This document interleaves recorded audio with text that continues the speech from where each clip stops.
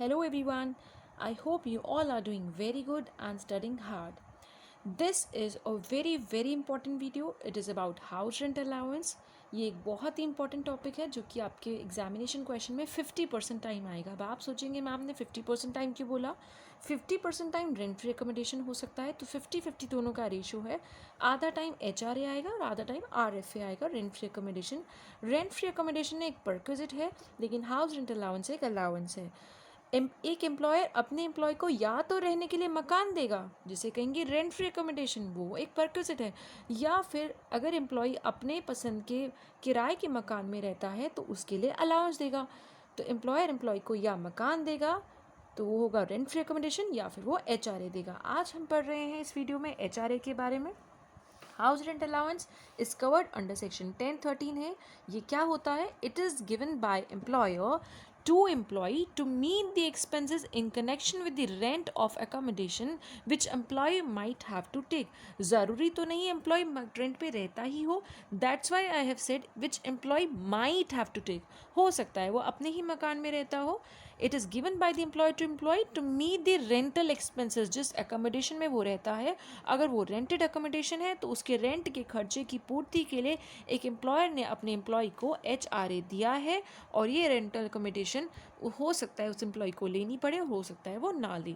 इस अलाउंस में से हमें कुछ डिडक्शन मिलती है, एम्प्लॉयज़ को कुछ डिडक्शन मिलती है, लेकिन डिडक्शन कितनी मिलेगी ये निकालने का एक तरीका है। तो क्वांटम ऑफ डिडक्शन निकालने के लिए हमें एक वर्किंग नोट बनाना होता है। अगर हम बात कर रहे हैं ऐसे रेंटल मकान की, ऐसे रेंटेड हाउस की जो कि या मुंबई या कोलकाता या दिल्ली या चेन्नई जैसी चारों में से किसी एक मेट्रोपॉलिटन सिटी में है, तो आपकी डिडक्शन नीचे दिए गए तीनों में से जो सबसे छोटा होगा, मिनिमम होगा, लीस्ट होगा, उसके बराबर की छूट डिडक्शन मिलेगी। Minimum of the following three, ये क्या है? नंबर 1, अलाउंस एक्चुअली मिला कितना है, what is the allowance actually received. Number 2, rent paid कितना है, माइनस 10% ऑफ सैलरी, उस एम्प्लॉय ने रेंट फाइनली दिया कितना है, उसमें से हम माइनस करेंगे 10% ऑफ सैलरी। देन बात आती है 50% ऑफ सैलरी, उस एम्प्लॉय की पूरी साल की सैलरी की बात हम नहीं करेंगे, हम उस टाइम पीरियड की सैलरी की बात करेंगे जितने टाइम वो किराए के मकान में रहा है। हो सकता है वो पूरे साल रहा हो सकता है 6 महीने रहा हो सकता है 2 महीने रहा हो। जिस भी टेन्योर की हम बात करें उसी टेन्योर की सैलरी यहाँ ली जाएगी और यहाँ ली जाएगी। हमने जब तीनों फिगर्स को नोट डाउन कर लिया है, हम उस तीनों में से जो सबसे छोटा फिगर होगा उतने की डिडक्शन उसको HRA में से देंगे, जो HRA उसे मिला है। हम इसके ऊपर एक क्वेश्चन करेंगे तो आपको ये बहुत अच्छे से समझ आएगा। तो अगर हम बात करते हैं ऐसी सिटीज़ की जो कि मुंबई, कोलकाता, दिल्ली, चेन्नई नहीं बल्कि और कोई सिटीज़ हैं, तो आपकी पार्ट्स तो यही रहेंगे, सिर्फ एक 50% की जगह 40% ऑफ सैलरी हो जाएगा। तो आपको उस केस में क्वांटम ऑफ डिडक्शन मिलेगी minimum of following 3 things. Number 1, कितना अलाउंस एक्चुअली मिला, एक्चुअल HRA मिला कितना है। नंबर 2, रेंट पेड कितना है, माइनस 10% ऑफ सैलरी, उस एम्प्लॉय की जितनी सैलरी है उसका 10%, और ये सैलरी के कौन से पीरियड की होगी, जब वो किराए के मकान में रहा है। चाहे वो 12 महीने रहा हो तो 12 महीने की सैलरी का 10%, अगर वो 2 महीने रहा है तो 2 महीने की सैलरी का 10%, अगर वो 1 ही महीने किराए के मकान में रहा है तो 1 महीने की सैलरी का 10% हम रेंट पेड में से माइनस करेंगे और ये फिगर निकाल के रख लेंगे। देन थर्ड पार्ट पे हम रखेंगे 40% ऑफ सैलरी, क्योंकि मुंबई, कोलकाता, दिल्ली, चेन्नई नहीं है, तो इन तीनों में जो सबसे छोटा होगा उतने की छूट उस एम्प्लॉय को अपने HRA में से मिलेगी। लेकिन हमें एक बात का ध्यान रखना है, जो यहाँ पे सैलरी कह रहे हैं ये कोई बेसिक सैलरी नहीं है, सिर्फ ये बेसिक सैलरी नहीं बल्कि 3 चीज़ों का सम है। What are these 3? नंबर 1, यहाँ पर सैलरी शब्द का जो मतलब है वो सिर्फ बेसिक सैलरी नहीं बल्कि नंबर 1 बेसिक प्लस DA भी वही वाला जो कि कवर होता है under the terms of employment, या हम कह सकते हैं जो कि कवर होता है रिटायरमेंट बेनिफिट्स के लिए। सिर्फ उतने ही DA को हम यहाँ पर शामिल करेंगे, पूरे DA को नहीं करेंगे। अगर कुछ भी कवर नहीं होता है तो हम DA उस केस में नहीं लेंगे। तीसरी चीज़ आती है commission as the fix percentage of turnover. Turnover का एक फिक्स परसेंटेज अगर उस एम्प्लॉय को एज कमीशन मिलता है तो हम इस सैलरी में ये भी जोड़ देंगे, अगर नहीं मिलता तो हम सिर्फ बेसिक सैलरी और डीए से ही काम चलाएंगे। अगर कमीशन है, डीए भी है, बेसिक सैलरी में दोनों चीज़ें ऐड करके ये तीनों का सम जो होगा उसके ऊपर हम यहाँ सेकेंड और थर्ड पार्ट में इंक्लूड करेंगे while making calculation of quantum of deduction. यहाँ पर हमें दो चीज़ों का ध्यान रखना है। Number one, salary is taken on due basis, जो ड्यू हो गई है चाहे पे करी है नहीं करी है, एम्प्लॉयर ने एम्प्लॉय को दी है नहीं दी है मैटर नहीं करता, अगर ड्यू हो गई है तो हम लेंगे और हम उसी समय के लिए उसी पीरियड के लिए लेंगे जब रेंटेड अकोमोडेशन उस एम्प्लॉय ने प्रीवियस ईयर में ऑक्यूपाई करी थी, जब उस किराए के मकान में वो रहा था उतने ही महीनों की उतने ही टाइम पीरियड की सैलरी लेनी है। देन बात आती है किसी भी तरह की एग्जेम्पशन डिडक्शन नहीं मिलेगी अगर एम्प्लॉय अपने ही मकान में रहता है। अगर वो अपने ही मकान में रहता है स्टिल उसका एम्प्लॉयर उसको एचआरए दे रहा है, बिना बात के दे रहा है, पूछा भी नहीं कि रेंटेड पे रहते हो या नहीं रहते हो, क्योंकि ये उनके कॉन्ट्रैक्ट का पार्ट है कि आपको एचआरए देंगे, तो उस केस में मिलेगा ये पूरा एचआरए टैक्सेबल होगा। So no exemption will be available if employee stays in India in his own accommodation and not on rent. अब हम इन सभी रूल्स को ध्यान में रखते हुए एक बिगर क्वेश्चन करेंगे जिससे आपको इसका कंसेप्ट बहुत अच्छे से समझ आ जाएगा। Let's begin with the question. So the question says R is employed with XY Limited on the basic salary of 5,000 per month. DA is at the rate of 100% of basic salary. इसका मतलब क्या हुआ, DA भी कितना है, वो भी है 5,000 पर मंथ, क्योंकि वो बेसिक सैलरी का 100% है। लेकिन फिर कहा गया है कि इस 5,000 का सिर्फ 50% of which is included in salary as per the terms of employment. सिर्फ इस डीए के 100% को करने के बाद, मतलब कि डीए की वैल्यू कैलकुलेट करने के बाद जो कि 5,000 है, उस 5,000 का सिर्फ आधा 2,500 जो है per month is covered as per the terms of employment. इस सिर्फ 2,500 को हम अपने सब वर्किंग नोट में कंसिडर करेंगे जब हम एचआरए की कैलकुलेशन अपने वर्किंग नोट में करेंगे। He gets HRA at the rate of 3,000 per month which was increased to 3,500 with effect from 1st January 2021। उसको एचआरए 3,000 पर मंथ मिलता था, लेकिन ये बढ़कर 3,500 हो गया फ्रॉम जनवरी ऑनवर्ड्स। तो ये सिचुएशन चेंज हुई है, एक फैक्टर में बदलाव आया है कि उसका एचआरए जंप हो गया है। जब भी ऐसी सिचुएशन होती है तो आप अपने क्वेश्चन को पार्ट्स में परफॉर्म करते हैं ताकि आपकी कोई एरर ना हो। He also got an increment of 500 in his basic salary with effect from 1st February 2021। उसको 500 रुपये की उसकी सैलरी भी जंप हो गई है, 500 से 5,500 हो गई है फेबररी ऑनवर्ड्स। तो फेबररी और मार्च में उसको सैलरी 5,000 नहीं बल्कि 5,500 मिली है फेबररी मार्च में। Rent paid by him during the previous year 2020-21 is number 1, अप्रैल से मई में उसने कोई रेंट नहीं दिया नील, क्योंकि वो पेरेंट्स के साथ रहता था। जून से अक्टूबर में उसने 3,000 पर मंथ रेंट दिया गाज़ियाबाद में। Ghaziabad is in Uttar Pradesh. तो आपको एचआरए की कैलकुलेशन में इस पर्टिकुलर सेकंड सिचुएशन में आपको 40% ऑफ सैलरी करना है।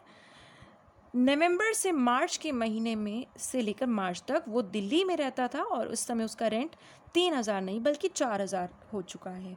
तो आपको ध्यान रखना है, क्वेश्चन में बार बार बदलाव आया है। पहले एचआरए 3,000 मिलता था, जनवरी से 3,500 हो गया। पहले सैलरी 5,000 मिलती थी, फरवरी से सैलरी 5,500 हो गई। अप्रैल से मई में वो रेंट पे रहता ही नहीं था। जून से अक्टूबर में वो गाज़ियाबाद में रहता था और नवंबर से मार्च तक वो दिल्ली में रहता था। जितनी बार उसकी सिचुएशन में उसकी लाइफ में टर्निंग पॉइंट आया है, उतने टुकड़ों में हम अपने क्वेश्चन को परफॉर्म करेंगे ताकि हमारी कोई एरर ना हो। You will learn how I do with you. Compute is gross salary for the assessment year 21-22 if R does not opt to be taxed under section 115 BAC, जो हमारी सरकार ने नया सेक्शन 115 BAC इंट्रोड्यूस किया है।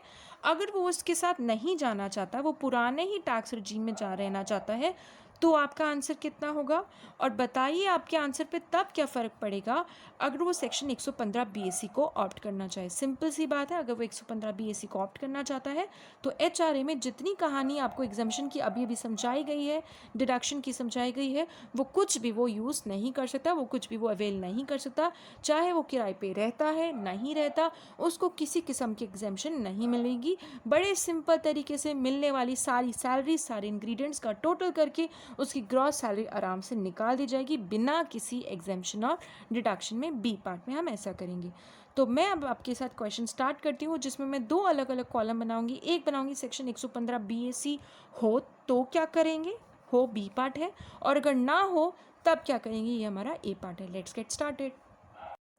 Let's start solving the question. So before beginning the main body of the question, I will first show you the working note, because in this particular question the working note is very important and lengthy. So I am showing you working note first, but in paper, in examination, you need to attempt the main body first, leave few lines for main body, and then start the working note.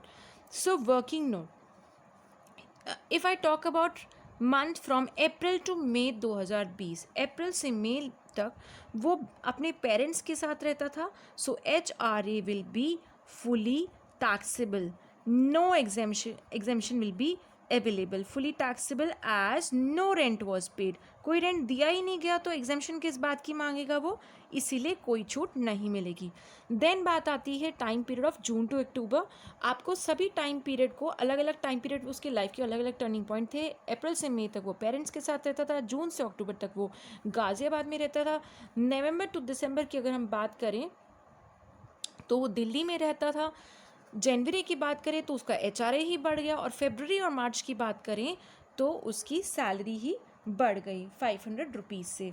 तो इसीलिए हमने question के 5 part start करे हैं। बात करते हैं June to October. बार बार हर वर्किंग नोट के अंदर यही 3 इंग्रेडिएंट्स आएंगे। Exemption will be the minimum और least of following 3। So the number 1 is actual HRA receipt. इस टाइम पीरियड में उसे HRA कितना मिला है, उसका HRA है 3000।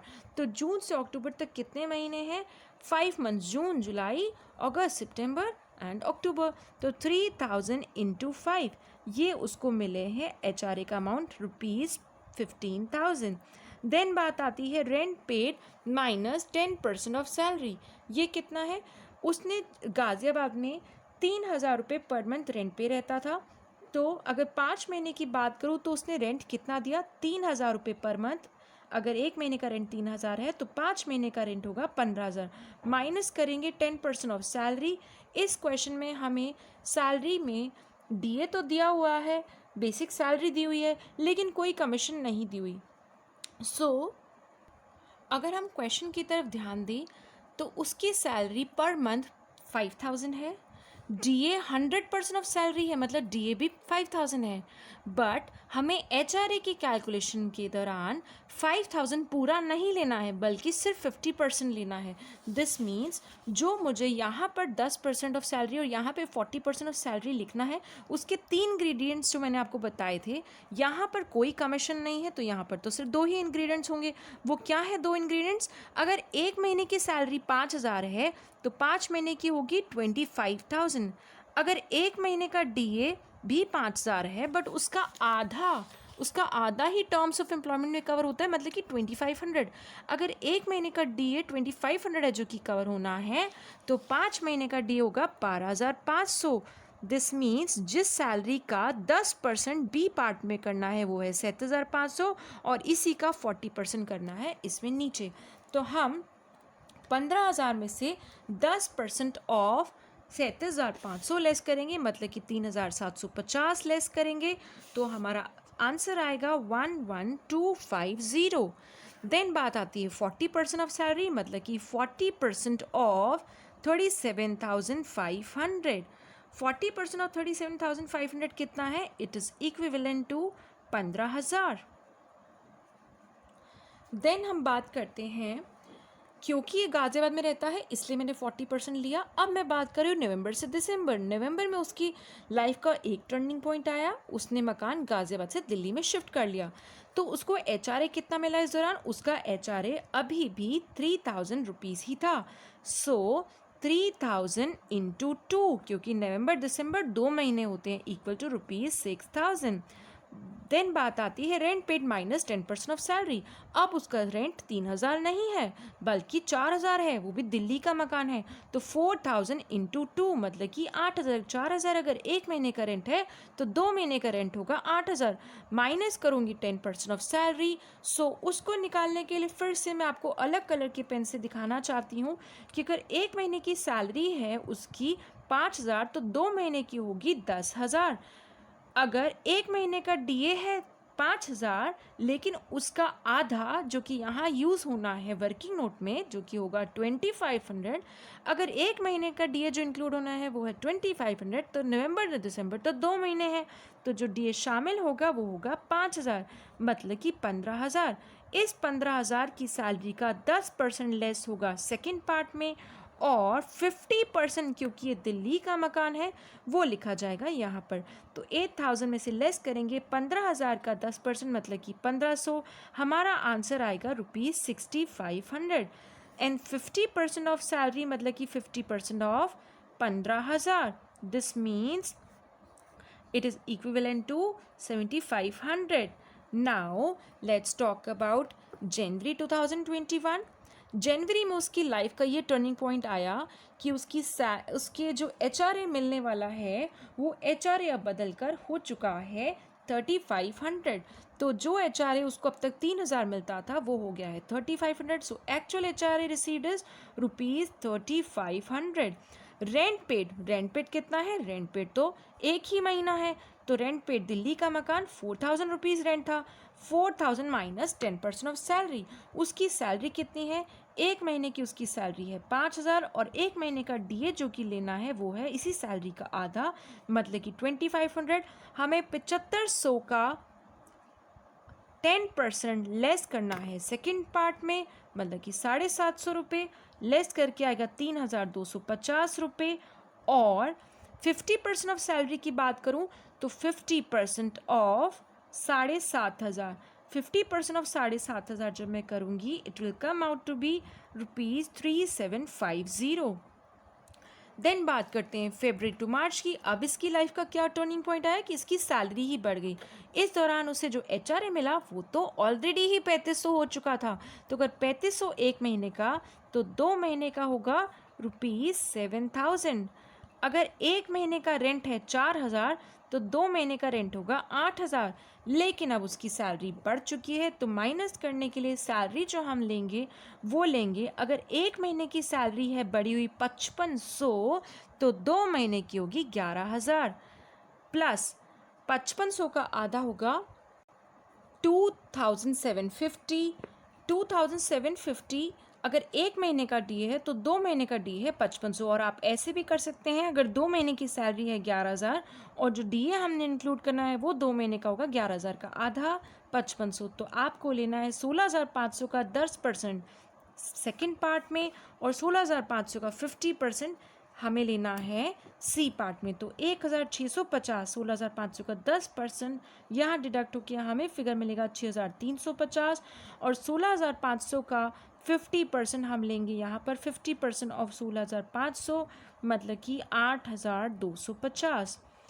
तो अब हमें क्या देखना है कि इन सभी में सबसे मिनिमम अमाउंट क्या है।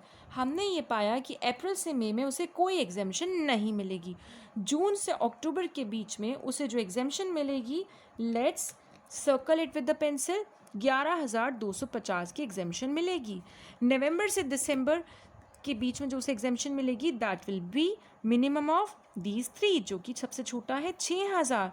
जनवरी की बात करूँ तो 3500 छोटा है कि 3250 छोटा है कि 3750 छोटा है, ₹3250। एंड मैं फरवरी से मार्च की बात करूँ तो 7000 छोटा है कि 6350 छोटा है कि 8250 छोटा है, ऑब्वियसली 6350 छोटा है।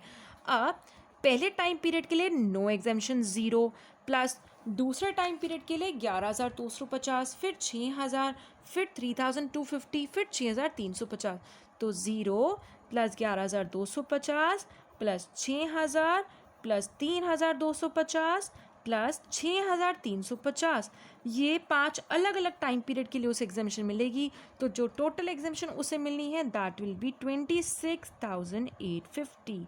Now we will go for the main body of the question using this figure. Main body पे चलते हैं. सो हमारे क्वेश्चन की मेन बॉडी है जिसकी हेडिंग है computation of gross salary for assessment year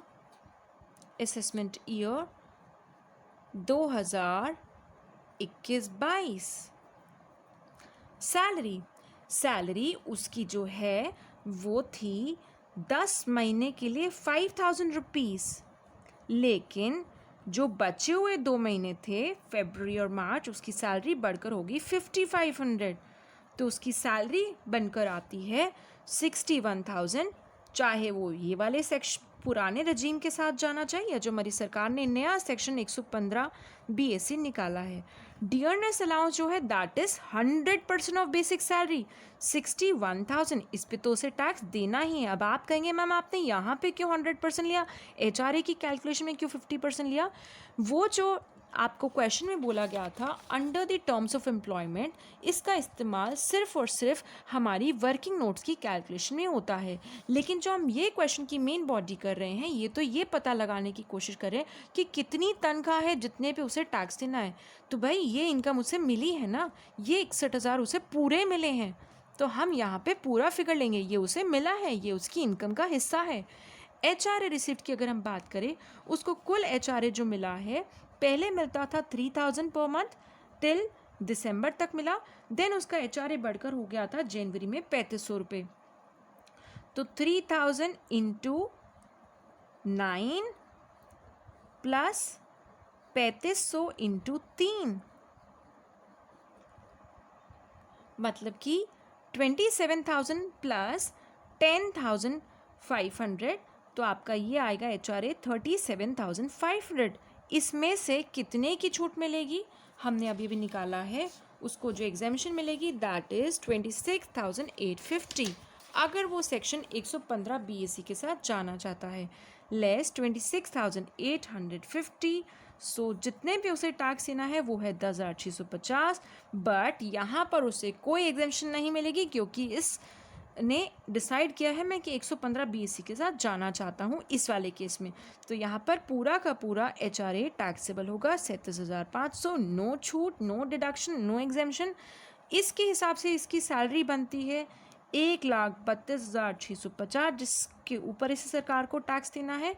और नए सेक्शन 115 BAC के हिसाब से इसकी सैलरी ज़्यादा बनती है, तो भाई ज़्यादा टैक्स देना पड़ेगा. तो इसे अगर ये कैलकुलेट कर ले उस हिसाब से उसके साथ जाना चाहे तो कौन सी सिचुएशन के साथ जाना चाहेगा, सरकार ने ये ऑप्शन दिया है, ये मैंडेटरी नहीं किया है, तो वो पहली सिचुएशन के साथ जाना चाहेगा क्योंकि उसकी टैक्स लायबिलिटी कम बनेगी इस केस में.